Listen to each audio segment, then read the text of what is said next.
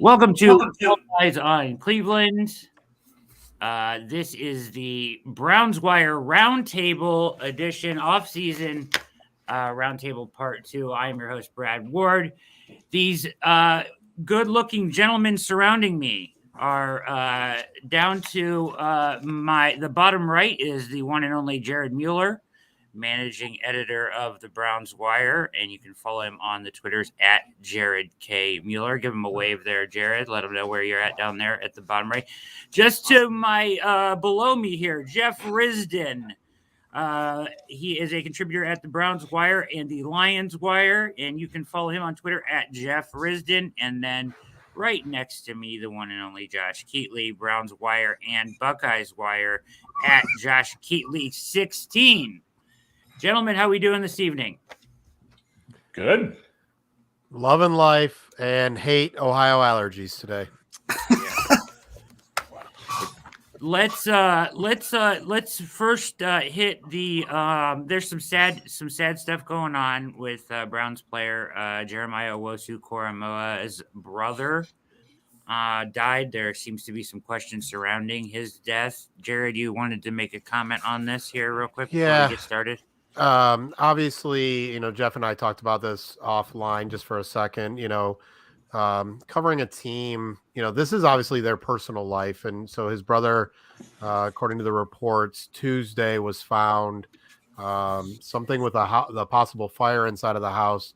But now it is a homicide investigation. And so, Jeff and I just talked real quick about, covering it, not covering it. But obviously it's a part of his story as a Browns player. And we know Browns fans are passionate and caring and loving and all of that. And so we want to make sure that we just send our love, our thoughts, our prayers to the Owusu-Koramoah family. If you follow him on Instagram, he's been doing a lot of work in Ghana, Africa, and all of the things, just trying to spread love and community and support and all of that. And then, 3 days ago, I know for sure he was down in Africa. And then probably to find out that his brother passed away while he was out of the country just has to be heartbreaking for a player. So, we just want to send that out to everybody. And then, who knows, loss is a really hard thing. And so, we could see him needing some different things throughout this. He might not be at OTAs, those kind of things. So just want to make sure we, just share that information and just to keep him in the thoughts and prayers. Yeah, definitely have a good thought for the Owusu-Koramoah family and keep your eye on that and try to keep them in your thoughts and prayers if it so comes to you. All Eyes on Cleveland, the Browns Wire Roundtable Part 2, off-season. Gentlemen, an off-season to remember here. Let's dive right in and get into some of this craziness here, okay? I want to start with, and I kind of sent, what's up, Norman, in the chat? How you doing, brother? Good to see you in there. And then, but I kind of wanted to start, guys, with Baker Mayfield. And I don't want to spend a whole lot of time on this because it gets talked about so much ad nauseum a little bit, but I do want to talk about timelines, okay? Timelines that you are comfortable with. I am of the belief that they should move him before the draft being the latest day that I'm actually comfortable with him being on the roster. So, so that's kind of where I'm at, but I want to know how you guys feel. Cause some people have pitched out the idea that you wait for a quarterback injury or you wait, keep him on the roster until 2023 when I think Charles Robinson threw this out there when if he were to be on the roster for the whole year, the Browns would get a fourth or whatever round compensatory pick, right? And then that sets the basement level of negotiations, right? I don't know how that works, but let's start with you, Jeff. Jeff Risden. Sure. Yeah. What are you comfortable with as far as Baker goes, and not just timeline wise, but at what point? I mean, do you want to cut him if it comes to a point too far where you just you eat the salary? Post June 1, I know you can kick about 3/4 of it to next year, so it's not like they have to do it all this year. Where are you? Do you want some compensation for him? You guys just tell me how you feel about this. It would be great if they could get something for him. I think if any team was interested in getting something for him, they're going to want to do it after the draft because, hey, we might like Sam Howell, we might like Matt Corral, who gets compared to him a lot. Like why would I acquire Baker Mayfield for $18.9 million for 1 year when I can draft a guy and have him for 5 or possibly 6 years if you use a franchise tag? And, I don't have to worry about all the baggage. I don't have to worry about him coming off of a serious surgery and injury. Like, if I'm another team in the NFL, I'm not making a move on Baker until after the draft, which goes contrary to the timeline that you laid out, Brad. By the way, Brad, I agree with you. If I'm the Browns, I want him gone as soon as possible. So I think unless they're going to be willing to eat like all of the contract, I don't think they're going to be able to get rid of him. I really don't. And it'll be a case of where they're going to cut him. So do you cut him now? Do you cut him now with a post June 1st designation just to push the money off? Or do you want to swallow all that salary now and have it free and clear and you're done with Baker now?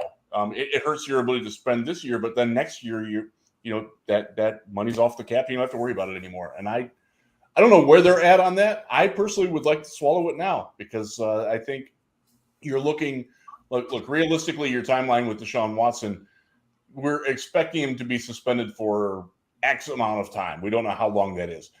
Baker Mayfield is clearly not going to be the quarterback who's filling in when he's gone. I think Baker has made that pretty clear. It's not going to be him. So yeah, just be done with it. It's sad that it comes to that, and I still do think that Baker Mayfield can be a very good starting quarterback in the NFL. I know that makes me in the minority in a lot of situations, but I still think there's something to offer there. And the fact that nobody has bit on that yet tells me that I don't think it's going to happen either. So I think they're going to wind up just eating it, unfortunately. Yeah, they seem to lack all leverage at this point in the situation. And, I agree with you. I think that he is better than a lot of options that people are rolling with right now as their starting quarterback, but nobody seems to want to take this on anyways. Why is that, Jared? Why do the Browns have no leverage in this situation? And why is no one interested in even just throwing like a mid-round pick out there to take a flyer on this guy when they have worse guys in their starting quarterback room? I think there's so many variety of reasons. Right now, the NFL as a whole is pissed at the Browns for what they did with the Deshaun Watson contract. That is very true. And they put themselves in a corner, right? They did that with Baker Mayfield still on the roster, which I absolutely get, right? So I absolutely get why they did that. I've reported before that they turned down Washington's offer for Baker Mayfield because they really believed Baker Mayfield was their quarterback if they didn't get Deshaun Watson. That was the plan. A clear upgrade. And so, they're in a corner because what can they do? They can eat the money. Well, for them, they see Baker Mayfield as a starting level quarterback. They're going to pay the money anyways. And they're a logical franchise. So they're trying to be logical in the process. And really, you're talking about Seattle. I'm pretty confident Carolina doesn't want him. There's a chance Detroit might want him just to piss off Jeff. That'd be really fun. Yeah, exactly. Love it. I wish for that earlier in the offseason. So there's just not a lot of leverage there with the finances.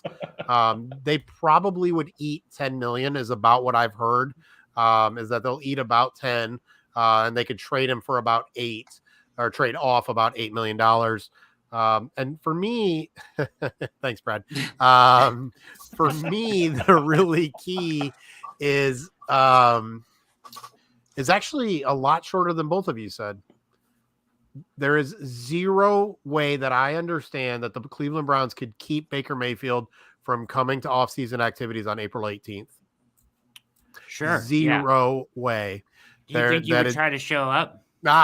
Listen, that dude may have just recorded a podcast with you never know, you heard whatever the crap it was, right? I mean, I could listen if it was on with man, they have a highlight reel of guests on that show. I don't know if you looked at that, but I saw names I didn't know anything about. Yeah. But anyways, so I could see him doing that, and I think for the Browns, that's where it becomes really, really interesting because I do wonder, and this will be my last thought on it. I do wonder, and maybe this is a little conspiracy theory, but the LSU boys aren't signed yet. and even Jadeveon Clowney's not signed yet. And I have to wonder if both from a financial perspective as well as a we're not coming back with that dude on the roster perspective, if there's a reason that they haven't, none of them have signed. Obviously, OBJ, even the Honey Badger is an LSU boy, right? Like that group could kind of all come together. But they ain't. I think this is like a LeBron, Dwayne Wade, Chris Bosh situation where they're all going to go somewhere, choreographed together. There has been that conversation, as long as the money is right and all of that. But guarantee Landry and OBJ are not signing if Baker Mayfield is on this roster, or maybe guarantee is a strong word. So I think there's just a lot going on there. And you can guarantee that. I'll back that. I'll stamp that. So I want to go back to something that you said before I go to you, Josh, because I want to verify that you said this. You said that if they wouldn't have landed Watson, their plan B was to go back to Baker. Did you say that? Absolutely. There was no other. They would look at Russell Wilson, Aaron Rodgers, whatever. But if not, Baker Mayfield was going to be their quarterback, period, point blank. And they believed that he could be a good enough starting quarterback, and they might go with, they might have to pay him $30 million next year, $35 million next year. But absolutely. And I'm pretty sure in a different group chat, in November, I said it was Watson or Mayfield next year. And that never changed. And Jeff's shaking his head. Yes. Yeah, we had that conversation. We did. I can't believe that.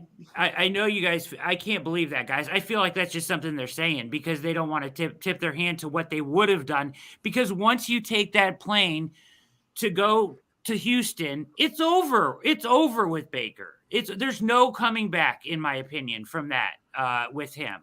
Well, Baker has no leverage, and so the Browns saw this as a very logical thing. At the combine, they made it very... You just made the point that they can't even sign anybody because he's on the roster. I mean, so how are you going to go back to that? That's true, but they didn't have any leverage. He didn't have any leverage because they weren't going to start Jacoby Brissett, right? They weren't going to start Case Keenum. They were going to start Baker Mayfield, and they did tell him at the combine, and it's in Mary Kay's report, if we can find a clear upgrade, if not, we're rolling with you. They just didn't think it would be Watson. They didn't think he would even give them an interview, to be honest, or they weren't sure he would give them an interview. I don't love it because you're right. From a logical perspective, it's just silly way of doing business, but they believe Watson's that freaking good. Yeah, I get it. Josh, do you have a timeline that you're uncomfortable with or comfortable with? And do you have a level of compensation that you have to get? Or are you okay just saying, like I said, post June 1, they can kick the can on a lot of the salary till next year. So even if they cut him at that point, are you okay with cutting him if it comes to that? I don't want to. I really don't want to cut him. It seems impossible to me. I agree with Jeff where, I think Baker Mayfield is good. I mean, it's kind of weird to me how everybody has flipped so hard that now all of a sudden Baker Mayfield sucks when literally this same time last year, you and I were sitting on this podcast with someone else. I can't remember if it was Donovan or whoever it was on this podcast. We all agreed that Baker Mayfield was a top 10 quarterback. So, and then Deshaun Watson didn't even play. So to have this weird, and I'm not saying Deshaun Watson's not better than Baker Mayfield. I just don't understand where this passion came from to where people are literally saying Baker Mayfield doesn't even deserve to be in the NFL. That's just weird. I just don't understand where that came from. You can't tell me that he's not worth anything. You're telling me he's not better than Carson Wentz over in Washington? That doesn't make any sense to me, right? I mean, that's it doesn't make any sense. So I'm uncomfortable. I'm uncomfortable now, by the way. I want him gone. It doesn't make the whole thing makes no sense. I mean, I have the utmost respect for this front office because they're book nerds and Ivy League guys and yada, yada, yada. This whole process just kind of, and I'm not saying it's bad. Deshaun Watson is good. I like Deshaun Watson. But the whole process of how we got here and the gap, I'm not understanding the gap between the two. It's not computing with me and what we've had with this front office so far. It's just not, it doesn't make sense to me so far. Does that make sense? Yes. Yeah, and I get it too. But here's where the part that gave me some clarity, Josh, is when he said the 5-month odyssey. And I'm going, okay, let's do some math here. 5 months. Well, that was November or the middle of the damn season. They had seen enough. This front office made a decision, in my opinion, that they had to do better than Baker Mayfield, in my opinion. And that's fine. I am A-okay with that.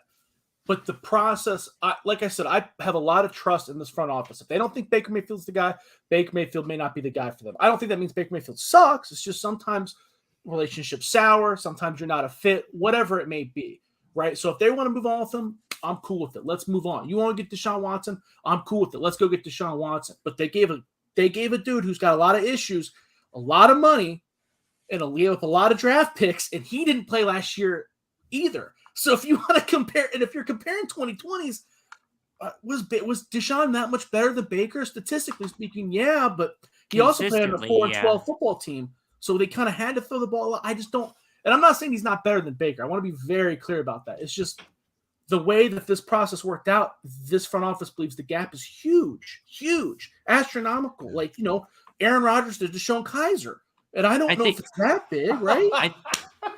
I think it's pretty big. I think it's pretty big. In my opinion, I think it's pretty big. I think Deshaun Watson is pretty special. I think he's a top 5 quarterback. And I think could be a good quarterback, but he's been so inconsistent. And I think that I think you guys may have touched on this too. We're going to hear some stuff that comes out about this past year that's not very flattering about Baker Mayfield as a leader, as a locker room guy, as all this stuff. I just have a feeling that stuff's going to come out. This stuff didn't come out of nowhere with this front office. That's fine. I am 100%. Like I said, if the front office isn't for Baker, despite what I see with my own eyes, I'm cool with it because I don't know. I'm not in the locker room. I don't know. Maybe he's a weirdo. Maybe he's a close talker. Maybe he double dips his chips. I don't know. That's fine. But this last year, we were both saying that Baker Mayfield was a top 10 quarterback. And Deshaun Watson didn't play. So how can one? It's not making sense to me. Like, it's where this very strange. It is very strange, yeah. And I think the two things that season to evaluate, you have to reevaluate things, in my opinion. And he didn't handle. Agree. I mean, we could go off what we saw in the last 8 games we saw last offseason were pretty damn good. The first 8 were okay. The season before that was pretty bad. The season before that was pretty good. So I mean, it's pretty inconsistent at times. And honestly, I think he can win somewhere, but I think it has to be perfect around him. And the Browns are trying to do perfect around him. I think they need somebody that can create and do his own thing. Go ahead, Jared. So the two things, just Josh, I love what you talked about, the 5-month thing. I think that's where we have some good feel that there is that behind the scenes stuff. Is that 5-month time frame is OBJ, right? Like something didn't go well there. We all didn't want to read between the lines of John Johnson III and some other players, kind of what they said, but there's a sense there that the 5-month thing kind of lined up with that. Now they did a really good job of going, no. We start our planning right after the trade deadline. Like that was a really smart, oh, that's why we meant 5 months. But I think there's some timing there when it comes to that of what is he respected on the field or respected in the locker room. I think the other thing, even if we go in this level, and this will be right up Jeff's alley, if they see Deshaun Watson as Matthew Stafford and Baker Mayfield as Jared Goff, then that's what they see, right? Like if that's the gap in the NFL, that's a pretty big gap. Even if it's not a talent gap, it is, but it's like a tier gap, right? Like it's way up here, the top tier, even if he's low on the top tier versus middle tier or low tier, depending now. So, listen, the whole process is weird. The guy was basically Deshaun Watson. All that's behind that situation set up a very weird offseason for everyone and literally led to Matt Ryan getting traded, right? Like Atlanta chased Deshaun Watson, didn't get him, and had to trade Matt Ryan. Like they got a 3rd-round pick. Like it's just all of it was unique. They were smart enough to bail before the Browns did. They got rid of Ryan after they, did the slighting or smiting, whatever you want to call it, and they got out of it pretty scot-free. Honestly, I think Ryan is much more of a professional. He understands the business side of it. He didn't take it as personal as what Baker is, and I think that's part of why the Browns realized that they needed to make a move. Was that you're always on eggshells with Baker. There's always that tension. He thrives on that, but not everybody around him does. It's a very difficult way to exist, and I think that they're tired of that. For the record, just so Jeff, you can back me up on this because we wrote together. I wanted Sam Darnold. Now, was that the right decision? No, Josh, I'm just saying I'm not a Baker homer. That's all I'm trying to say with that comment. I'm not a No, Baker homer. yeah. Hey, Lamar Jackson. I remember those days, baby. I'll say, and you guys, and I think we had this conversation, Josh, on maybe the last time you were on the show, Roundtable Part 1, right? Which just ended up being me and you, but we not a very round table, a little more of a square table, but we said I think it's going to be Baker, right? And I was comfortable with that at that point. But I didn't know Deshaun Watson was possible. I didn't know Watson was possible. I really didn't fathom That's it. because you and I are in the secret chat with Jared and Jeff. So we were out of the loop. Oh, Just on the podcast, talking like idiots because we're not involved in the secret chat. Sneaky little mug. Where we discuss our favorite desserts. Okay, I want to go back to another thing that was brought up in that last conversation. Not so much to do with Baker Mayfield, but this LSU little thing you guys are bringing up here. Let me ask you this. I thought it was interesting that Honey Badger was still out there too, but don't the Browns need the opposite of that? Don't they need a center fielder more than they do a Honey Badger? He can do anything. And I say that I watched him his year in Houston. I've watched him a little bit in Kansas City. The guy can do anything you need him to do. He can be your starting slot corner. He can start outside at cornerback if you need him to. He can play any safety spot. He can play your will linebacker. He can be JOK's backup for like. It's obviously there's going to be a drop off at some point. That guy can do anything. I think. So the word that I got out of people in Louisiana when he was dallying with the Saints was that they think he's just, and this is true of a lot of veterans that are still unsigned now, they don't want to sign now until after OTA. So they don't want to be committed to that. And I think that's absolutely a deal with Clowney. Clowney's not signing anywhere until June, the end of June after minicamp at the earliest. He doesn't want to deal with that crap. Fucking annoying. Seriously. It is. It's it so is, annoying. But that's, he does it. Trey Boston does this every dang year. He doesn't sign until the day before training camp starts. He does it every year. They just don't want to go through that. They want to train on their own. They don't want to be beholden to the team. They don't want to risk anything like that. They want to make it seem like it's on their terms. I very much think that Honey Badger is of that mindset, which is why I don't think we're going to see him sign anywhere soon. Jarvis, I honestly don't know. I don't have a feel for that at all. Odell, who's signing a guy who just tore his ACL 2 months ago? Not me. I don't Hold understand why people Not think me. he's not playing in 2022. Like, look at him. Raise your He's hand. not. Why? Who the hell wants to sign that? I agree. I don't get that at all. I hear like that he's this top free agent wide receiver. I'm like, no, he's not. He can't play. Right. Seriously. Do you guys want OBJ back? Jared?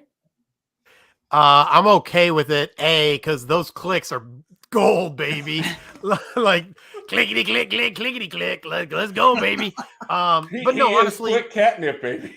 Yeah, like for real. Like, and I kid, obviously, you guys know we try not to do clickbait stuff, but dang, it's just easy. Like John Johnson's literally said, OBJ's coming back. I think OBJ is really good outside of structure, and I think Kevin Stefanski and honestly Paul DePodesta is going to move the team in the direction of more of an explosive kind of offense. And so if I have Amari Cooper, OBJ, DPJ, and Jarvis freaking Landry, and David Njoku, and Nick Chubb and Kareem Hunt, sure. Now it would be a 2-year contract. It would be, $2 million this year and freaking whatever 8 or so for next year with incentives and all that stuff. I'm absolutely okay with him coming back.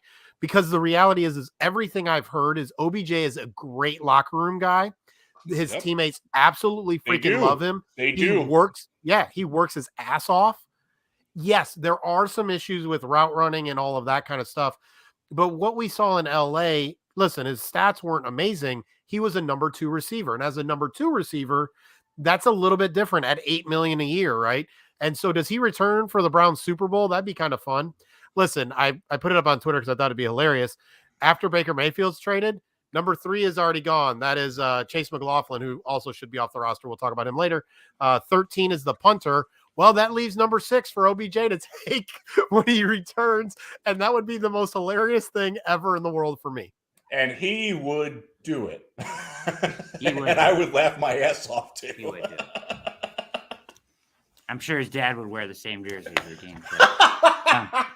But the as far as OBJ goes, Browns had egg on their face after that. Not just because of Mayfield, and I know they're moving in that direction, Jared. It's just like, why do we want to test fate again? I don't know.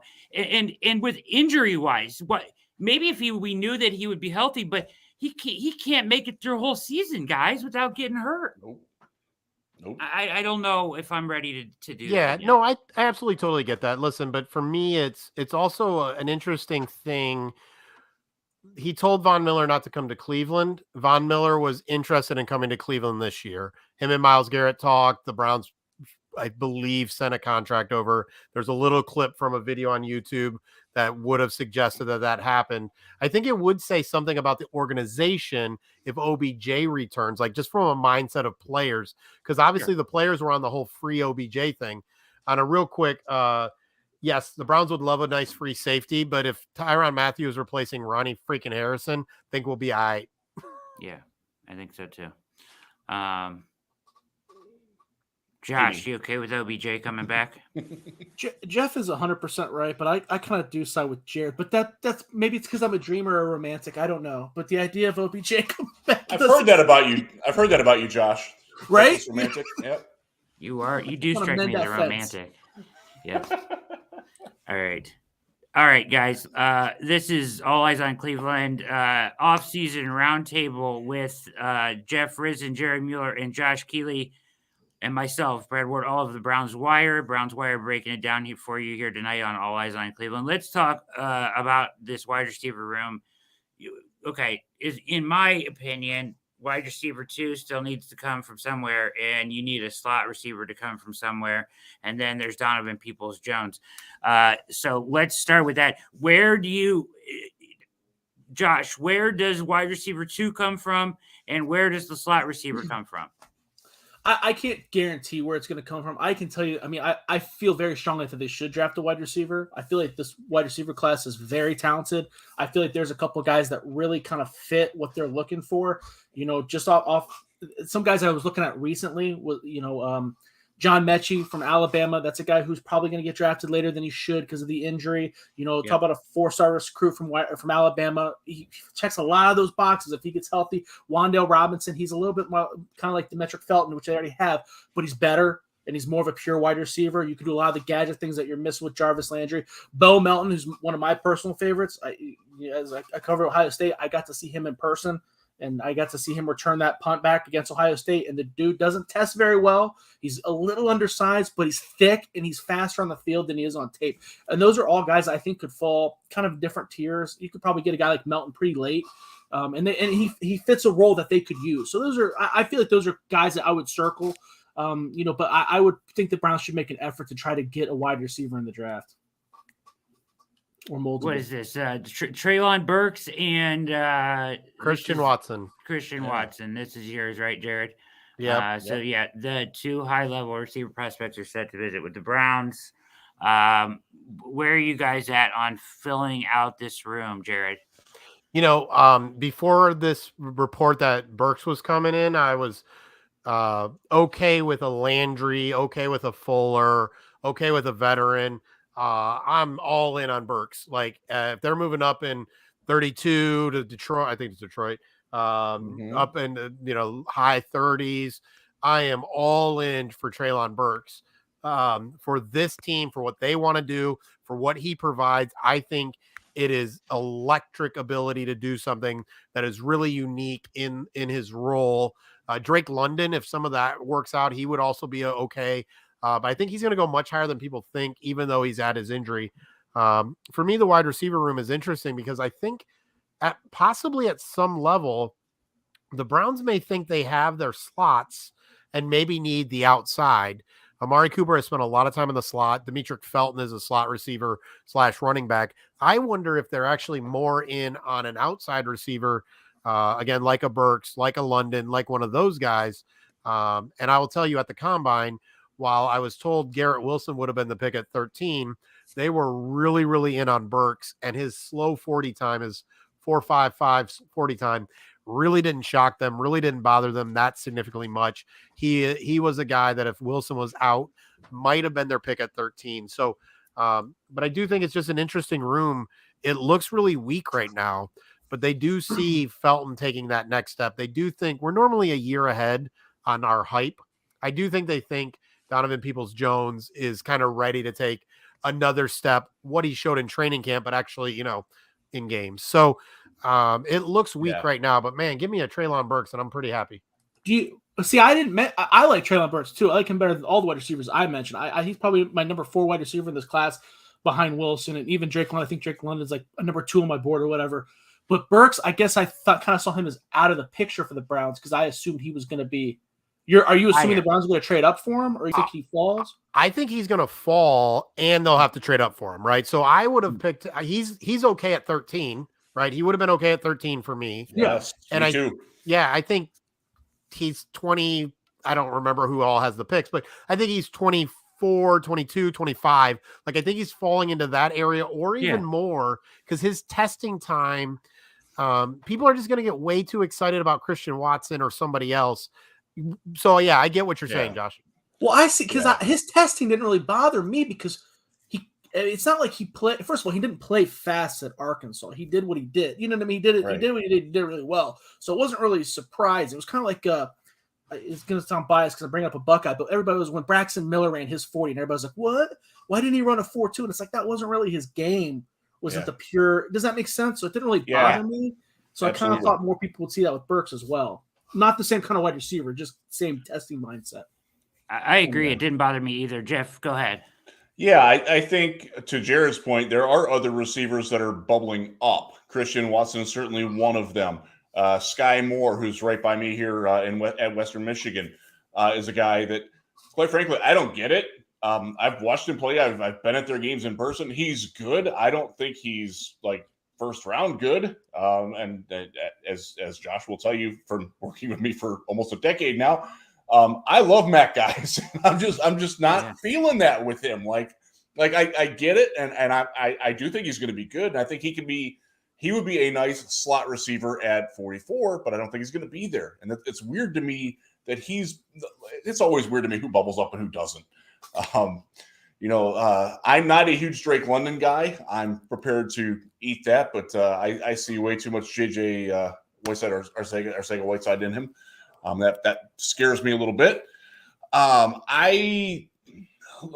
Look, Burks was my guy at 13. In fact, I think I said it to you, Brad, the last time I was on. Like every mock draft I do will have Treylon Burks as the Browns' first-round pick until I'm told otherwise. Well, now we've been told otherwise, so I can't hold to that. But I know they liked him, and I could he be there at like 34, 37 to move up? Where you're giving away maybe next year's third-round pick to move up, or giving away, I don't know, give him Baker Mayfield just as a pot sweetener, if that's such a thing. Maybe you can involve Baker in a trade that way, and then the other team can do whatever they want. It's just wash your hands of him. I don't know. That's just my Pickens is hard to ignore for me. It's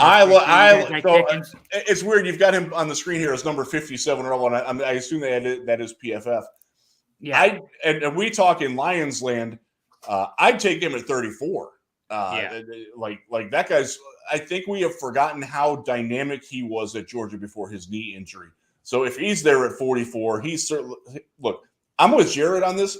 You can move people around. Like you don't necessarily have to have a designated slot because Cooper can play there. We've seen that Felton can do it. One name we haven't mentioned Anthony Schwartz. I don't think the team's out on him yet. And I got into the discussion with this on Twitter with a couple people. It's like people who wanted to sign Will Fuller. Like you've got him on the team already, and Anthony Schwartz. If you remember Will Fuller, and I covered those Texans teams. He couldn't catch a cold when he came into the league.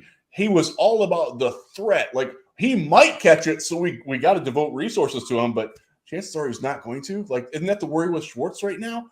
Like and to Fuller's credit, he's gotten a lot better, and he's certainly better than what Schwartz is now. But I think too many people are writing off Anthony Schwartz after a disappointing rookie season with uneven, to be fair, quarterback play and not the greatest offensive set to take advantage of what he does well. So I'm still not out on him as an outside receiver. So I'm not wedded to slot or outside. I just want somebody who can play and make the offense better. Yeah, I feel like they have to fill those roles, though. Go ahead, Josh. No, I was going to agree. I'm glad you brought up Anthony Schwartz because when the Browns drafted him, I wasn't super excited about it. I didn't think it was a reach or anything. It was just a guy that I was like, he was like this. I honestly thought he was the second best receiver at Auburn, but for the reasons you said, he drops the ball a lot. But for what he does it really well. So I'm kind of surprised everybody's. And honestly, I could see him turning into something more than Donovan Peoples-Jones based off of what he does. He does it really well. So I'm glad you brought him up. Another wide receiver when we're flipping by, the Christian Watson thing, I get the hype a little bit. It is odd when you talk about a wide receiver from run-heavy offense and the FBS getting so much hype. I gave him a second-round grade, but George Pickens, I love George Pickens, but another wide receiver that I think is going to get that people don't really like because of how he tested was David Bell out of Purdue. But again, that's not a guy that was getting insane separation, which I know, Jeff, you hate that, so you probably already don't like him. But I love David Bell. I watched him against Ohio State, baby. I know he can play. He catches everything. He catches everything. Ohio State, they had bracket coverage on him. There were times where there were two wide receivers on him, and then Bryson Shaw, the safety, was in the area, and he still caught the ball. It was just he just catches everything. Doesn't create separation. But he might be there at number 44. Apparently he's going to be there super late. But that's a guy that I think can play now and can play a role because he catches the ball. And there's something to be said. I grew up watching Greg Little drop the ball. So when I see a guy catch the ball, it makes my pants get tight, Hey, Jeff, how old did you just feel when he said, I grew up watching Greg Little? Right. I mean, all right, gentlemen. So the I grew up concern here is this, right? Can I be honest? I was not impressed with Anthony Schwartz at all this year, so I'm a little down on him. I expected a little bit more from him. I know he was dinged, but I don't really expect a whole lot from him in the future, and that's just kind of listen. I'm in a position, and I feel like the front office has to look at it like this too.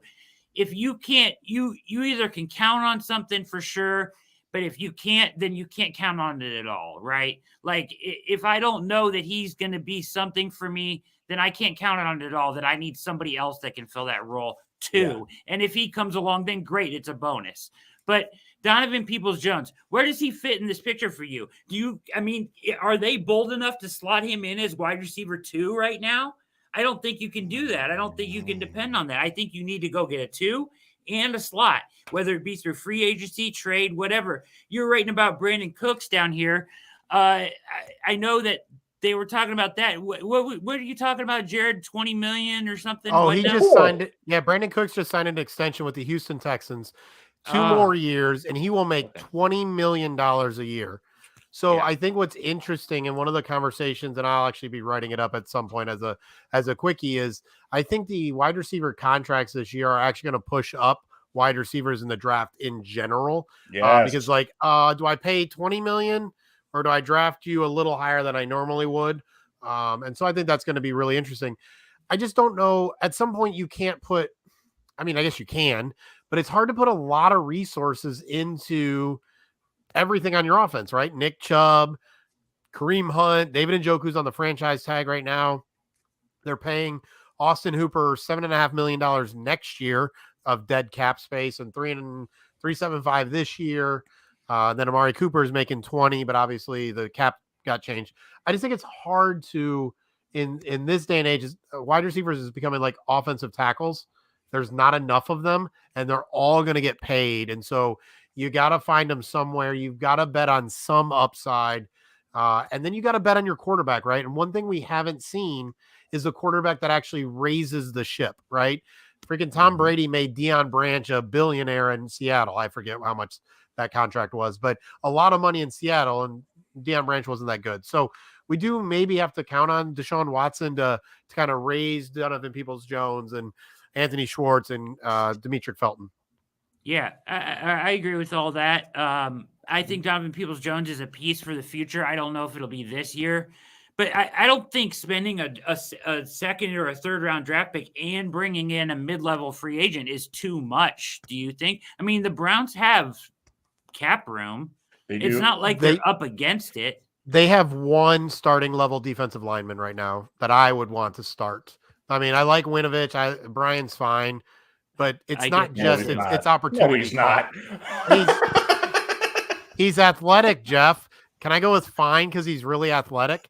But yeah, so that's the issue. Is for me, it's the opportunity cost. It's not so much talent. Sure. It's you. At some point, you just you don't have enough assets to do everything you want to do. Like, all right, to your point, guys, let's look around the league real quick. Mahomes, Tyreek Hill, no, we'll pass. We'll take the compensation instead of Tyreek Hill. Rodgers, Devontae Adams, you're talking about the two best wide receivers in the freaking league, right? And they let them go for compensation. Now, the Bills do the opposite, and they double down on Stephon Diggs. Very interesting, right? It's a little bit different for Rodgers, who's at the end of his career, but when you compare and contrast Mahomes and what the Chiefs did versus what the Bills did, they did the exact opposite. And how those turn out will be very interesting with all of these wide receiver contracts now up near $30 million. Suddenly, Amari Cooper's contract doesn't look half bad, right? So let's be real about this. Drafting a wide receiver, like you guys made the point that's going to push these guys up. No doubt about it. You want a guy on a rookie deal that you're only going to have to pay for 4 years. I mean, look how well some of these rookies are playing and showing out around the NFL. So I think it's key that the Browns get one guy there, whether it be second or third round. And then you either have to get Landry or Fuller or even Cole Beasley or somebody like that, I think, in here. Hey, what are you looking at me like that for, Jared? No Cole Beasley for you? I mean, he's working out with Baker Mayfield. It'd just be another one. I was just going to say, he and Baker are peas in a pod. Yeah, wow. I bet. Well, then no Cole Beasley then. All right. So whatever. he's a good player, though. I get your point, Brad. I do like him. Yeah, too. I mean, he's a good player, but he ain't for everybody. Do you think they're going to try to use this Grant kid in the slot? I mean, is he anything more than a returner to you guys? Nah, he's probably Felton not, to right? me. Yeah, he's a faster version of Felton to me. Yeah. I'm surprised he's that good as a returner. I don't remember him lighting it up at Texas Tech. I don't remember. Does that make sense? Like, that was a guy that I don't remember, because returners usually kind of spark something in your mind. Because when you're scouting guys, you go, oh, that guy's really fast. He might be able to return. You give him a little extra bump, like I just said with Bo Melton, right? But I don't remember him. I'm kind of surprised he's this good as a returner. So I wouldn't try to. I like your idea of Bo Melton, by the way. And it was interesting when we were at the combine. I went out to dinner with a group of guys, and one of the things that came up was we talked about Bo. This is how exciting we are. We talked about Bo Melton and his chances to possibly change to running back at the next level, and we're like, I can see that. So I can see it too. He's thick. He's just like he runs. I like him. There's a lot to like about him, but again, I'm biased because I watch a lot of Big Ten. All right, guys, all eyes on Cleveland. The Browns Wire guys are here. The Browns Wire 4 right here as we're breaking it down. Roundtable offseason, roundtable part deux. And let's real quick. I want to go rapid fire in a couple things, okay? Around the horn here. Rapid fire. How long is Deshaun Watson suspended, Josh? 6 games. Jared? 10. 10? Okay. Jeff? So, and I think I said this to Jared. It might have been to Jared. I think he gets suspended for 10 and it gets appealed down to 8. Yeah, I think that makes sense. I think he ends up at 8. I don't know what, either 12 or 10, I think is what he gets. I think he ends up at 8. 8 sound just kind of seems about right at this point.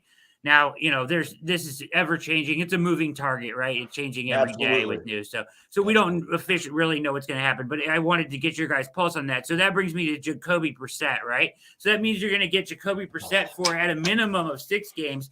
maybe up to 10 games. Starting for your Cleveland Browns list here, let's give you some numbers real quick, guys.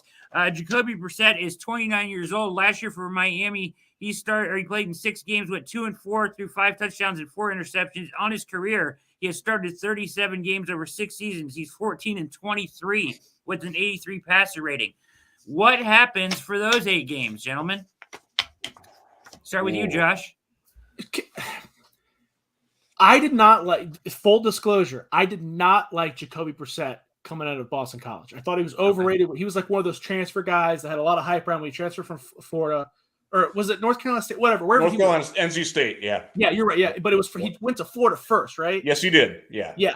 And when he came out of college and the Patriots drafted him in the 3rd round, I was like, dude, that's terrible. I don't think he's that bad. I was watching a little bit of, I'm not going to say film because we all know I'm YouTubing it, right? But he's not that bad. The Dolphins sucked last year. They had no offense identity, and he didn't lose them any games. And he finds ways to make plays. You can find decent plays with the Colts where he kind of had the team on his back and he did some things. I don't think he's going to win any games, but he's not a loser. I think he's okay. I would be 100% if he has to start the entire season. I wouldn't be freaking out. I wouldn't be panicking. He holds on to the ball for too long. Some of those highlight reel plays are because he holds on to the ball for way too long.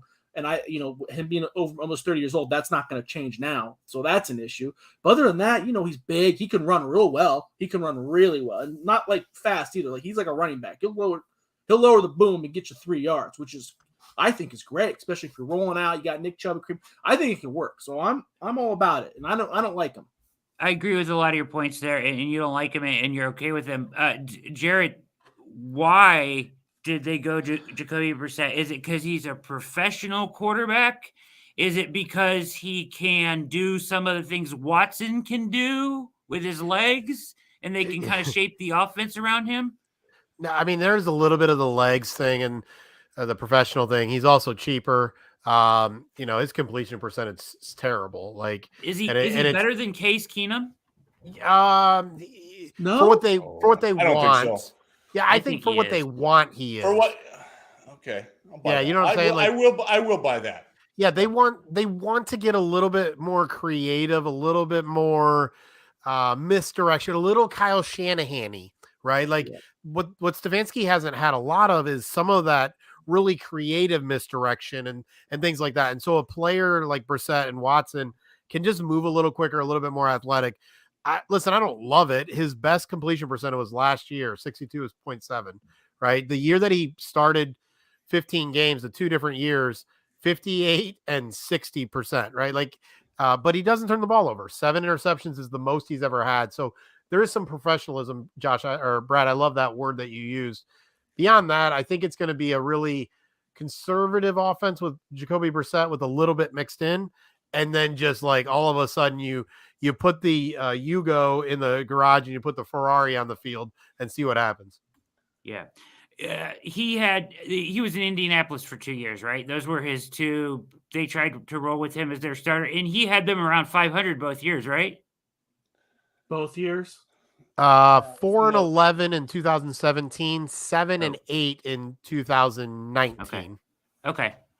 Little bit less than I thought. Yeah. Jeff, where are you at? You kind of reacted that you're not into Brissett. Okay, I'm not a Brissett fan. I don't like.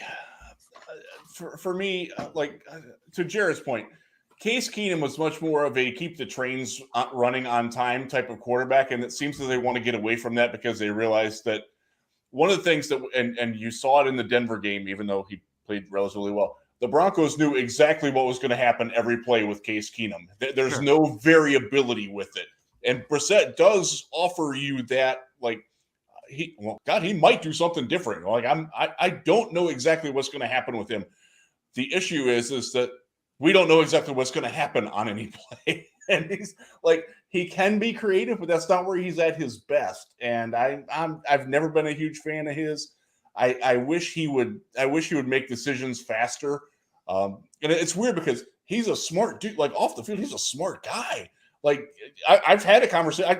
I did a combine interview with him. In fact, I transcribed his combine interview. Now that I think about it, way back in the day, like like he's a bright guy, but man, like on the field, it's just like he sees things and he doesn't go through it fast enough. And it's something that bothered the Colts, it bothered the Dolphins, and it's probably going to bother all of us too. Like, could they have done better than him on the backup quarterback circuit? I mean, I'm not a Nick Mullins fan, so I don't necessarily miss that. But like, there wasn't a lot out there, and I professionalism is a very good word, Brent. I like it. And I'm going to co-opt it at some point, and I'll try to give you credit. You know, I'm like that. Just a word. I think kind of what Josh says. Like, I think he's going to like they have enough talent with the run game, and I think we as fans, and I also think they themselves forget sometimes. We got two incredible running backs. We've got a good run blocking offensive line. We have tight ends that can block. Njoku has become a fantastic blocker. Why don't we try that? Try more of that. And maybe they will learn that. And then you bring Deshaun in after 6, 8, 10 games, however long it is. And, you know, there'll be a week or two where it's going to be like, oh, he's not quite ready yet, or he doesn't have that chemistry, you know, getting the rust off. We're going to have to expect that. But then he can do things that very, very few quarterbacks can do. And I say that, you know, I did cover him for the Texans for the first 2 years of his career. My goodness, he can do special things on the football field, things that Baker Mayfield can only dream about. And I said it several times this offseason. Like, if you can tell me that you're going to get me Deshaun Watson and he passes the sniff test, go do it, because he is a difference maker. He can elevate the team around him in ways that not just Baker, but very few other guys can. He's got that Joe Burrow to him. He's got that Cam Newton to him, of being able to make everybody else around him better because of who he is, the confidence that he has, and the confidence that he engenders in his teammates. And that's something that we haven't had in Cleveland since Brian Sipe and the Cardiac Kids. And I'm all here. I'm all for it, baby. Yeah, you make a great point. And go ahead, Josh. Go ahead. Well, I think part of the Brissett, because again, I don't want to act like he's an all-pro quarterback. And again, I don't like him. I kind of raised my eyebrow when they signed him. But easy to envision.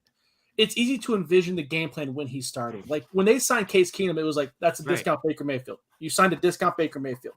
Yeah. But Brissett, you trust Case Keenum to get the ball to someone on 3rd and 1. You trust Brissett to get the first down on 3rd and 1. Whether he dishes it, whether he gets it himself, you trust him. It's easy to envision handoff, him rolling out, him getting 50 yards rushing, 150 yards passing off of 10 passes, and them 8 of them going to Njoku. It's really easy to envision an offensive game where they split. Does that make sense? Like, kind of, hey, yes, just we're going to read half the field and not throw an interception. That's all you got to do. And it makes sense for what they have. I guess that's why let's let our defense and our run game win games. Exactly, and they proved at the end of the year last year they can do that. Yeah. Yeah. First reaction when I saw the Brissett signing was, oh, they're doing the same thing they did with Keenum. They want somebody to be in there that they can build the offense they want around Watson, and no matter when the suspension comes down, whether it be midseason or early season, they don't have to change a whole ton to have Brissett run it. Does that make sense? Yes. All right, guys. Let's do a couple things here. Oh, real quick, since we were talking about clickbait, I just wanted to run this past you real quick around the NFL real quick. Just one. I saw this today. Praying I didn't write it. No. Clickbait or hot take here. Deebo Samuel removes 80 posts ahead of his final year of his rookie deal. 80.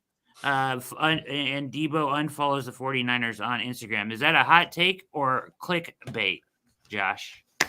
Whenever it's social media, I always just lean towards clickbait. Okay. But hot take or clickbait, Jared? I think it's actually interesting because it's negotiation, right? Like, in the end, that's what it is. And listen, I am never going to be mad at players getting theirs. Like, that's what it is. I'll be jealous of them getting theirs, but I'm not going to be mad at them getting theirs. Right. Like, dude, get yours. Like, if I can get a raise, I'm going to want my raise. So it's playing the game. And listen, The NFL has been NFL players have wanted to have the NBA's power for a long time, and they're the most popular sport far and away. So, hey, figure out your power, boys. Those rich owners, they're not struggling for nothing. Jeff, hot take or clickbait? He actually did it. So my take on clickbait is more of like you say, okay, I'm like I've got a bikini shot of Jennifer Love Hewitt, and I can see her in a It's bikini. just kind of a play on words. And I know, and then I have to click through like 30 slides of her being a bad actress before I actually get to it. I hate that. But That's I'll do clickbait it to me. because I'm persistent. I'll do that. Yes, Yeah. I will too. I'm a sucker like that. That's That's why it how- works. That's why. Dude, that you is used still out Jennifer there. Love Hewitt. Are you kidding me? Can't Hardly Yeah. Wait was in 1992 or something like that. You know Yeah. that Jeff has One. gone down the Jennifer Love Hewitt rabbit hole recently after that. Oh, hell yeah. Because, the clickbait will take you down a rabbit hole of nonsense. You're getting some yeah. weird rabbit holes down there, Yes, man. yes, You got to you watch will. out for that. But so he did it, so it's truthful. So like, if we write about it, that's not clickbait to me because it actually happened. Now, if we're speculating off of it, that it's because he wants out because he wants to go play in Cleveland with Deshaun Watson. That's where you're starting to get clickbaity to me. Great That's- article idea. Josh, you're on that one. All right. This is our staff meeting. Hey, Doubling I as tried to flip in some clickbait with the Njoku to the WWE, and Jared edited it, and now it's clean. Now there's no hey, confusion. it happens. I couldn't help it. We just like excuses to post pictures of David Njoku topless on our site because Right. it always gets a Right. response. And Hey, Brad, on a side note for clickbait or interesting, I think we Yeah. should call this group the BW4s, right? Brown Wire 4. There's 4 of us instead of BW3s. I think that needs to be our name going forward for the podcast. I think that's outstanding. this is why I ceded BW4. control of the site to Jared. He's an idea man. He is, man. That's outstanding. A night with the BW4s. All right. As we're kind of winding down here, let's go rapid fire around again. This time we'll start with you, Jeff. Clowney resign, yes or no? Yes, not before June though. Okay. Jared? Yep, 2 to 3 year deal. Okay. Is it true? You guys believe, before I go to you, Josh, 2 years, 24 million? Is that a real deal? You think that was thrown out there? I know that I was do. reported by somebody. I think it's on the high end. I think it's optimistic, but I think it's a good starting point. If you don't ask, you don't get. First rule of sales. Okay. Josh. Yeah. I Josh. agree. I think they bring him back. I'd still draft an edge rusher, but I think they bring him back.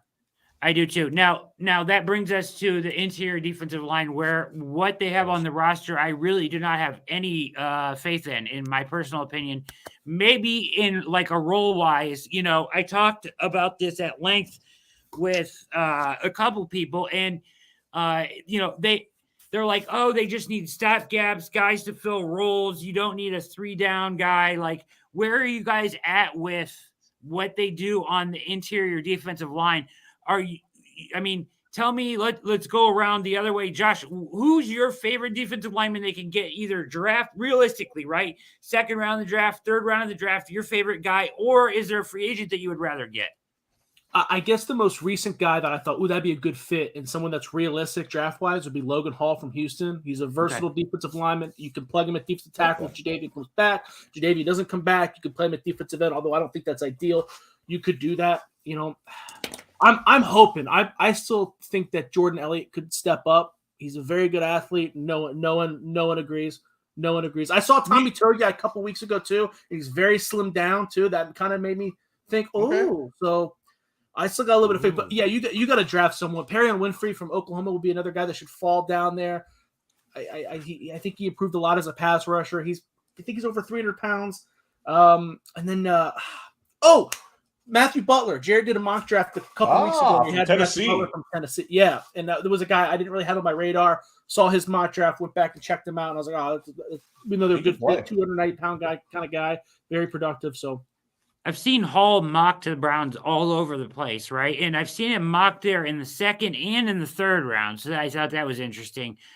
Jared, favorite guy in the draft or favorite free agent, or what is the most important role to fill on the interior defensive line, and how do you do it?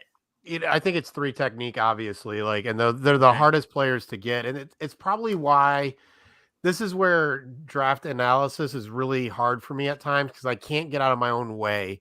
DeMarvin Leal has everything you want in an interior defensive lineman and not a lot of film that you want with an interior defensive. Like there's this thing where I'm like, man, if that guy actually played well on the field, he'd be a top 5 pick. And so there's a part of me that wants to bet on upside, wants to bet on playing next to Myles Garrett and maybe Jadeveon Clowney. And again, I can't get out of my own way there, because I'm like, man, you could get a steal. Whereas I know Perrion Winfrey and a bunch of those are guys, Travis Scott, I think it's Travis Jones, not Travis Scott, Jones from UConn. Yeah, from UConn. Like, there's probably other guys that are for sure going to play better, but DeMarvin Leal is kind of that, oh man, if he could put it all together, even though he never has or rarely has. Who's your favorite guy, Jeff? Just one real quick. I'll do a shameless self promo here. I'm right. I wrote about Leal. This part is done already on 6 prospects that I'm having trouble with, like, coordinating this year. It'll be up at Real GM Football tomorrow. I've got 4 of the 6 written. He was the first one that I wrote, by the way. So, I'm with you, Jared. That's my bad. At the top, I missed Real GM. Jeff Rigdon also writes at Real GM. This is my 19th draft for them, so I got to give them a little shout out. I know. Lord. 19 years with one place in this business is crazy. I'll give you a free agent. I saw him last year in Detroit. Nick Williams is still out there. He is a 3 technique. He played it very well when he was a Chicago Bear. The Lions didn't know what they had in him. They didn't necessarily. They had a 3-man front last year. He was miscast as a 5 technique. He is a 3 technique who can go get the passer. You don't want him playing against the run, but that's not why you're employing a guy like that. So he's going to be out there, and you could get him for $4.5 million for a year as a stopgap to kind of keep kicking the can down the road. In the draft, Travis Jones would be ideal at 44. I don't think he's going to last. I hope he does. There's a couple other guys. Leal's interesting. Logan Hall is actually an interesting one, because I think he can play outside as well. And that gives me some interest there. Big dude. Big yeah. Dude. Yeah. Cameron Thomas out of San Diego State is a guy who played like as a stand-up 5 technique a lot. He can win inside. He's only 275, 280 pounds, sort of that tweener range. But you can play him inside in a NASCAR package with a good nose tackle, or he can invert. Like if you want to bring Myles inside and have him play outside, he can do that, and that's a guy that you could get at 44 possibly. So there's options there. Later in the draft, you can always find a quality space-eating nose tackle later, and I do think that they need another one. And you can get there's a whole host of guys that can do that this year for you, and that should be their last pick. Is like just a guy who can play 15 to 20 snaps a game, totally on run defense. He never leaves 1 square yard of field. That's just where he owns that square yard. And you gotta run around him. You can find guys like that in the 7th round. Okay, I was gonna say I'm gonna play devil's advocate here to you guys all saying that they need a 3 tech guy. Like, I feel like it's hard to draft a good nose to stop the run, like a big body nose to stop the run. It's hard to find somebody like that in the draft that can do that job right away. Like, that's somebody that you need in free agency. That's a veteran that's done it before, and Akeem Hicks, whoever. Like, that kind of feels like to me like a big need for them. Like, they need to go get a big body, play shade nose that's a veteran that's done it before in the NFL. Am I wrong? No, they need that too. Yeah, they need them both, right? I am full disclosure. I've never been a Taven Bryan fan. I didn't get it when he was in the draft. I don't get why they are all. My hope, honestly, would be that he doesn't beat out Jordan Elliott and Tommy Togiai for that spot. He will, but I don't think he's that good. I'm not relying on him as to be the answer. Let's put it that way. When was Taven drafted? Isn't he still under 25? He was 20. I think he is 25. I think he was 2018 draft, I want to say. So 2017 or 2018. One of those first two. round. First Watch, round pick. watch, Mr. Romantic over here is about to get romantic up in No, here. because I remember when he was drafted. Because Jeff and I were still. I can't. Maybe we're. That was the first year of Browns Wire. So yeah, it was 2017. Yep. So I remember when he got drafted. We both were kind of like, that's a little high, but we said that. I said it because he always was an athletic freak, but he wasn't productive in college. But I feel like a lot. But he did. But he was really good at running past the guard and the quarterback. But there were flashes. When they signed him, I kind of thought of Brashard Perryman. Brashard Perryman was a guy that was labeled as a bust because he did one thing really well at UCF. It got overdrafted. It didn't do that one thing very well, and they tossed him to the side. So there's a lot. I just think that there might be some magic here. There might be something. It's worth taking the flyer on him. I agree with that. I wouldn't count on it, much like you just brought up Brashard Perriman. I thought with that in Detroit last year. Other than one day of practice, he was the worst wide receiver in the worst wide receiving room I've ever seen outside of the 2017 Browns in Detroit last year. There were so many people that were like, oh, he's your number one wide receiver. I'm like, no, he's not. Like, no, he should be on the bench. Don't count on that. And I think that's where you need to. That's the fan expectation level needs to be that way with Taven Bryan too. Like if he gives you more than 1.5 sack and plays more than 20 snaps a game, be happy. Hey Brad, I think for your point, the other thing to think about is it is very possible that the Cleveland Browns want other teams to run. Right, like, and I know that sounds weird to say, as if they would invite it, because the Raiders and some other teams are going to run down their throat, the New England Patriots, all that.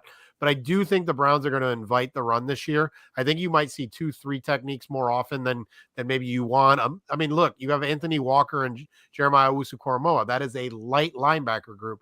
I do think they're going to invite the run this year. Whether that's a good idea or not, it's going to piss off Tony Grossi and everybody else who is slightly older than Jeff and I. But the reality is, I think they're going to invite the run this year even more than they have in the past.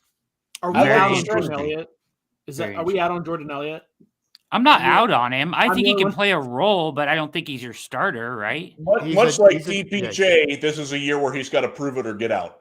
But he was productive at Missouri. Like when they drafted him, that was not a reach. Like that was. I like his tape. Like about him. Yeah. I think him and Togi, I think, are similar. That you just don't know. Are they big enough or are they fast enough? I think you even wrote that up, Josh, last year about Togi a little bit. Like where are they at in their? I don't know if tweener is the right word.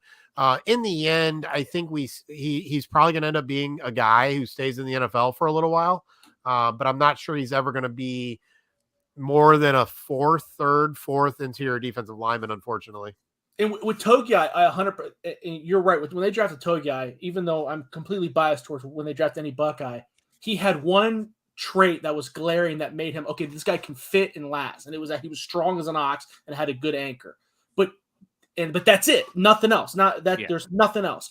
But Jordan Elliott, he checks a lot of boxes. So I thought maybe he could turn into something special. Not an all-pro, but I thought next to Garrett, but maybe I thought he would have come along further than he has. Right? Let's just say that he is kind of disappointed, right? Yeah. Let's be real. Yeah. I mean, what round did he go in? 3, third. 4? He was a third. Yeah. I mean, if for a third round pick, you would expect him to be further along than he is right now. And I'll just say this real quick. I'm really intrigued by Andrew Berry's use of the 3rd and 4th round. Like it feels like I don't know if weird is the right term, but he does weird things. Like he's solid early and he's solid late, but in the middle, he's like, yeah, let's see what we can do with James Hudson. And let's see what we can do with Anthony Schwartz and Jordan Elliott and Jacob Phillips. Like 3rd and 4th rounds, I feel like he's a little weird. Like it seems like he knows what he wants up top, young, productive, athletic, and he knows what he wants down low. We know what the crap you're going to do. You're going to be okay at whatever that one thing you do, or those couple things you're going to do. But in the middle, he's like, nah, let's see what happens. Yeah. Yeah. And that, I mean, ideally that's not great. I mean, let's be real. That third and fourth round pick should be starters in their second or third year if you're doing your job the right way. So rolling the dice on those guys is not the greatest thing in the world if that's what he's actually doing. Let's finish up with this, guys. And I hate talking about fucking kickers, but let's talk about fucking kickers. Here we go. BrownsWire.com right here. Jared Mueller, Browns resign piss poor kicker. So here we go. That's We not really edited the that. title. I embellished a little on the title there, but let's be real about kicker, guys. They got a punter, right? Great job, good job. Got a good punter. The Browns want to be good. They need a good kicker. Okay. And I hate talking about kickers, but if you want to be good in the NFL, a lot of games come down to field goal kicks, right? Like it's the difference between 2 or 3 wins a year. It's special teams. Look at the Bengals last year. Look at the Bengals, right? Look what a good kicker did for the Bengals. Cade York is a good kicker. I like him out of LSU. Would you draft a kicker again? Or are we so scarred from Zane Gonzalez because where else are you going to get a good kicker? Kickers are so fickle in the NFL. One year they're terrific. The next year they're awful, right? That one year they make the Pro Bowl. The next year they're cut third game into the season. They're fickle. They're hot. They're not. Only the good ones last, right? And we haven't had a good one since Phil Dawson. So Zane Gonzalez burn us eventually. But I like this York kid. How high would you go to draft a kicker, Josh? 6th round. If I've done the interview, I don't think he's a head case. Cade York, I'm with you. He won that. He had that. I like those game winner kickers too. Like if you have a couple of those on your resume, and he hit a game winner against Florida, I think he only missed like 3 field goals last year, and they were all like 50 plus. Like he's got a big, he's got a hell of a resume. His freshman year he sucked, so that's a little weird, but he's got a hell of a resume. The kicker from Texas Tech too. I can't remember his name. I know I wrote it down somewhere, but he's got a resume full of some game winners, and he's got a couple 50-yarders. I think the Iowa State kicker's got a couple game winners like that too. That's kind of where I would go. So if that's your dude, you've done the interviews, you're confident he's not a head case, I would go 6th round. I think they gave up too early on Zane Gonzalez, by the way. I think they gave up too early on Greg Joseph too. Okay, Jarrett. As far as kicker goes, if you don't draft a kicker, and then I want to know if you would draft Cade York and how high you would take him. But if you don't, where the hell do you get a good one that isn't already discovered? I have no freaking clue. Kickers piss me off. They're like middle relievers they're just like middle relievers in Major League Baseball. All of a sudden you're like, well, I thought you could kick the ball. By the way, we all have blocked out that Austin Seibert. They drafted in the 5th round, I think. Who almost beat out McPherson for the Bengals in training camp. Right. And then he went to Detroit for a second. He's now on the Lions injured reserve. Yeah. But here's the funny thing about, I have to say this. It's why I wrote the freaking title of that article. Literally underneath the Browns announcement of re-signing him, their highlight was McLaughlin converted 71.4% of his field goals last season. They highlighted the fact that only one kicker, a stat that only one kicker had a worse percentage on with 10 or more kicks. I'm okay. Listen, I'm weird like this in that, what'd you say, Jeff? Yay! I know, right? So I'm weird like this. I think a field goal kicker is really freaking important. And I don't actually give a flying crap where you have to take one if you're sold on them. I'm sorry, I lied. Anything after the 3rd round. I'm literally okay with a 4th round pick if you're okay with them. I am never going to scout field goal kickers. I will never have a clue. I would love to analyze them from a mental health perspective, but I am okay with a 4th round or beyond. I do not care. It is a vital position. Last year, Kevin Stefanski went for it on 4th down. Often, many of the times, it's because he didn't trust McLaughlin, and that's who they re-signed. What in the Sam Hill? I agree. And I think that probably the best way to evaluate a kicker would be mentally. I don't think you can. I think I would rather mentally evaluate a kicker than I would physically evaluate one. Well, the weird thing too is he has a good leg. Him and Phil Dawson are the only kickers in Browns history who hit 250-yard plus in the same game. It's not like he does. It's just. I don't trust him, Josh. I don't trust him any further than I could kick him. Go ahead. I believe I wrote last year as a post-game headline once, the Browns found their kicker. My bad. Sorry. That might be considered clickbait now. No. Look, there are so many veteran kickers that float around. There's the tryout circuit every week. Jared and I get to see this. We get the NFL transaction reports of who's trying out, where every day, especially on Tuesdays during the regular season, there's like 12 kickers that are just traveling around from point A to point B to point C, trying out everywhere. Like, there's always dudes available. I'm not gonna spend a lot of resources on it because, like you said, Brad, like 1 week they're good, the next week they're not. You know, I Unless don't. you get a good one, and if you get a good one, Yeah, look you what he do. can do for you. Tucker, Yeah. McPherson. Yeah, Janikowski. He was worth the first rounder. I don't know about that, but I would disagree there. Justin Tucker's just don't like they gave up. If they're going to commit, and maybe this is what they're thinking with Chase McLaughlin, is we gave up on Zane Gonzalez too early. We gave up on Greg Joseph too early. We're not going to make that same mistake again. And I'm okay with that as long as they bring in another legitimate competition for him and have a kickoff and don't have to have Hugh Jackson reminded by national media, hey, you've got a kicking competition, who's winning it? And he didn't even know who the second kicker was. That was.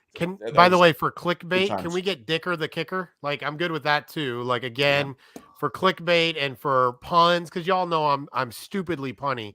Can we get Dicker? You are such a better headline writer than me. I appreciate that about you. Dicker the kicker. Isn't McLaughlin older though? Like Greg Joseph and Zane Gonzalez. Zane Gonzalez was in his second year when they gave up. Hasn't McLaughlin been in the league for a second though?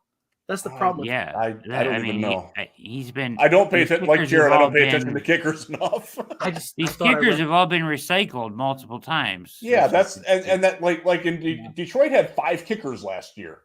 They think they finally found one, but we don't really know. Austin Seibert is going to be free. Maybe you can get him back in Cleveland. No, thank you. McLaughlin is 25, going to be 26 in 2 days as we're pooping on him on 2 days before his birthday. That's okay. But he's been on 10 teams. So maybe that was the confusion. My bad. How high would you take Cade York? Would you wouldn't draft him at all, would you, Jeff? No, I'm not drafting a kicker. Nope. I would take him as high as the 5th round. All right. Kicker is so important for the. I don't disagree. I just when you've got so many, like, because of their limited draft capital, they can't afford to miss, or I don't want to say waste, but they can't afford to value lesser positions. Is it really that limited though? They lost 1 pick this year, and they have. But like in the grand scope of 2 picks this year. Yeah, you're not wrong, Brad. Damn it, you're not wrong. I want to argue with you. Brad just convinced Jeff of something that was really awesome to see because he's so stubborn normally. So I was really impressed with that, Mr. Ward. Yeah. I think Jeff's right though, because I know that they've only lost 1 or 2 picks, but when you lose that first one, that's one less guarantee. When you look at the draft, you look at those first 3 rounds, they should be guaranteed contributors. They lost 1. Right, the rest of them are like kind of. They've done a pretty good job with their first round picks too. So you gotta fill in that. I just feel like it with if you trade a 7th rounder, okay, who cares? That's a Division II guy that's 6'7" that you hope can crush somebody, right? You know, you're taking a flyer. The lacrosse player from Jones also. That's Bernhard from Ferris State. I right said up the road from me. it's Donovan Peoples-Jones also, right? Didn't he go 7th or 6th? Or... Yeah, exactly. Yeah, it's some dude that you're throwing a dart at. But the first, when I see what Jeff's saying. Like all those other picks become more valuable. So I get it. I get it. I just think, they have 2/3. I think they still have 8 picks in this draft? 7. I'd be upset if they went with it high, but if they're going to draft somebody in the 7th, I'm not going to worry about it. I prefer they go somewhere else, but I'm not gonna have a bonnet or bee in my bonnet or anything like that. Bee in your bonnet? Yeah, I listened to They Might Be Giants today. If you can tell.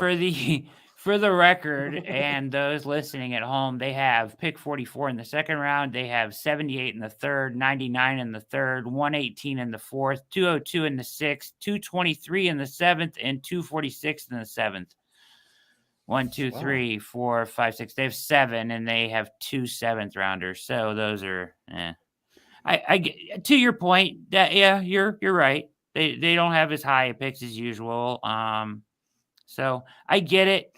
Maybe a 7th gets York. I don't know. I doubt it though. Yeah, we'll see. I don't know. I know this is the year that if you want to draft a punter because the kid from Penn State and the kid from San Diego State, Ariza, are both like 2 of the 3 greatest punting prospects in like the last decade. Really? When is a team just going to go out and like just outpay for a kicker, like outpay the team that has him for a kicker? Like, we're going to pay you top dollar. We'll give you Deshaun Watson money to come kick for us. You get $230 million guaranteed to come kick, Justin Tucker. Well, you going to come to the Browns? He'd be worth it. Seriously. I mean, at what point does somebody go out and actually create a market for the best kickers in the league? Because that never happens, right? They just get re-signed and sign extensions and they never leave. So, yeah, just a thought. Let's go around the horn for parting thoughts here, since I've kept you guys way too long tonight here at BW4's Bar and Grill. I like it. The Browns Wire 4 on All Eyes on Cleveland. Let's start with the one and only Josh Keatley. Josh writes for the Browns Wire, the Buckeyes Wire, and you can follow him on the Twitter machine at Josh Keatley 16. Josh, final parting words for us tonight. Any thoughts on Browns team building or general overarching thoughts you'd like to leave us with? I know I came out hot about the Deshaun Watson thing, and I want to apologize. I don't think it was a bad move. I just question how we got here. None of the moves are bad. I just question how we got here. I want to make that very clear. There's a I think a lot of people. I think a lot of people feel like you, Josh. So I don't think you're alone in those thoughts. Yeah. Let's go diagonal below me to Jeff Risden. He is writer for Real GM, covering the draft for the last 19 years there, we learned this evening. The Lions Wire, and of course, the Browns Wire. Jeff, any overarching or team building thoughts to leave the offseason BW4 Part 2 Browns Roundtable on All Eyes on Cleveland tonight with? I'll just say this. I was in Cleveland over the weekend. My parents still live in Vermilion, which is where I grew up, and spent some time there. And I got to talk to some people who I've known for a long time as very long-time Browns fans. And the anger towards the organization is very real, and it took me aback. And I don't know how that's going to reconcile, and that's going to be something that I'm going to be curious to watch play out as things get forward. But I live in the Grand Rapids, Michigan area now, and I've been here for a long time, so I'm sort of away. I try not to listen to the Cleveland media unless I'm going to be on the show. Sorry, guys. It was striking to me how visceral the anger still is, and that's it's something that I probably need to take more seriously than I have when I'm thinking about the fan perspective, which is something that I know Jared and I talk about this. We try to represent, like, Jared and I see things differently a lot, but we also see things together a lot. And one of the things that we try to do is try to bring okay, this is fine, but your opinion over here is also fine. We want you to just present the information, you to decide.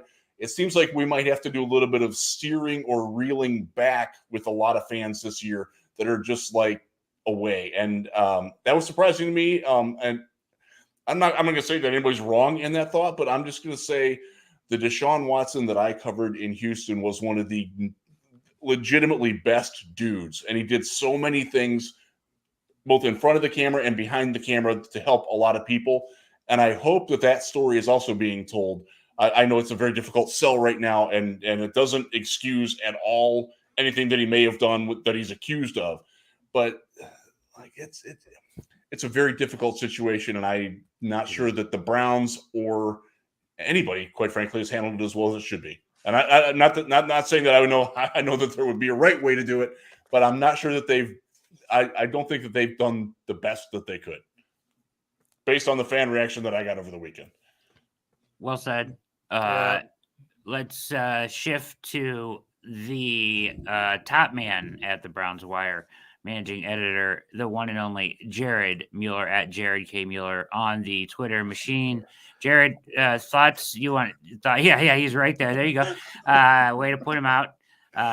Jared, thoughts, overarching thoughts, team building thoughts, Deshaun Watson thoughts. Feel free. Yeah, I think it's very Cleveland and interesting from a Browns perspective that probably the greatest quarterback this team will ever have from a talent perspective is overshadowed by so much. I mean, just so much. I'll be blunt. It has made it really difficult for me to emotionally invest. And again, it's not because I assume or know anything. It isn't. Right. It's that I don't. Right. And so I can go, and again, everybody knows I'm a mental health guy. I'm a counselor. I have literally worked with victims and offenders in almost every kind of aspect you can think of. Go ahead and let your mind run wild. And yes, I've done that. Okay. And so, there's so many pieces of the puzzle that are just so hard to kind of work through and deal through. And listen, I get everybody's side. Like, everybody at some level is right. Not everybody. Sorry. Some of you are just idiots. But in general, everybody is generally pretty right with where they're at because we don't have facts. We do have some information. It's just all over the place. And it just makes it really difficult because I'm an emotion guy. I'm a feeling guy. And not having that, being able to be like, holy crap, we got the best quarterback, right? Like, oh my God, this is so great, has been really, really hard for me. And it's really hard to invest. And so, and again, I'm not assuming he did anything wrong. I'm not assuming he didn't anything. It's just really hard, really freaking hard. And it's really pissing me off that I can't look at the best quarterback possible, forget the suspension stuff, and be like, all right, I just don't know how to deal with all that. But we do know winning will solve it all. And so, listen, Jim Brown has a statue, and what he allegedly or provedly did is freaking horrible. What Kareem Hunt did was terrible. It's unacceptable. What Deshaun Watson is accused of doing is unacceptable. And yet Kareem Hunt is one of my favorite players to watch in the field, is bought into Cleveland. Jim Brown has a freaking statue. So yeah, again, complicated. And I don't like complicated. I do that for a living. This was supposed to be enjoyable. That's how I sold you on coming. This will be fun. Yeah, really well said, guys. I mean, I couldn't agree more. That I feel like, and it's not like you need my permission, but, and I've said this before on my show, however you feel about this situation, you're pretty much entitled to those feelings about this situation. And so go ahead and feel that way now. Let's see how this plays out. I don't know how it's going to play out. And I just, like you, Jared, Jeff, Josh, I don't know what's behind all of this. I know it's out of character for him, as you would say, Jeff. Like you pointed out all the good things he did. This is very out of character, what he's being accused of. So I'm not going to – and I also think that it's absurd that it's kind of hard to fathom that he did nothing wrong at the same time, right? So like I don't know what to believe, right? And so with that at the top, at the forefront of my mind, I agree with what you said, Jared, that, and I've been vocal about this, guys. I'll get off my high horse in a second here. I've been vocal about this. I feel like there is some, like, he wants to fight all this. And I get that. That's his name. That's his right. He wants to fight it all. I think there is something to the idea of just moving past it. Like, make a statement, say you're not guilty. It wasn't feasible for you to fight all 22 cases, settle it. It's the cost of doing business and being a $230 million man in the NFL and putting yourself in these situations, whether right or wrong, or it's just the cost of, or you owe them the money because you did something wrong. One way or the other, pay the money, move on. New city, new football team. I feel like he kind of brought like a rain cloud from Houston over Cleveland.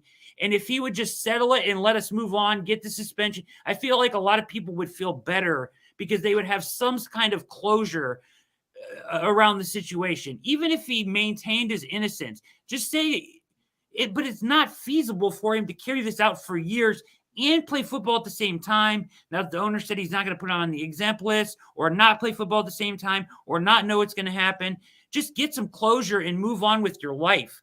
So I think there's maybe something to that, in my opinion. And I we'll leave agree. with that. Any Yeah. thoughts? All right. So Yeah, we're good. this has been great, guys. And I can't, I can't say it because I'm not the one on trial. So if I was the one there, I might want to fight all 22 if it was my name. Yeah, So who knows? It's tough, man. There's That's like the we selfish said, Brown. yeah, there's no easy way on this. But yeah, Brad, that's the I'm going to say selfish this Browns fan in me. for the rest of us. Thank you for organizing this and getting us all together because it's been too long since we've done this. Thank you for pushing us to do this. Absolutely. It was an absolute blast. The BW4s on All Eyes on Cleveland.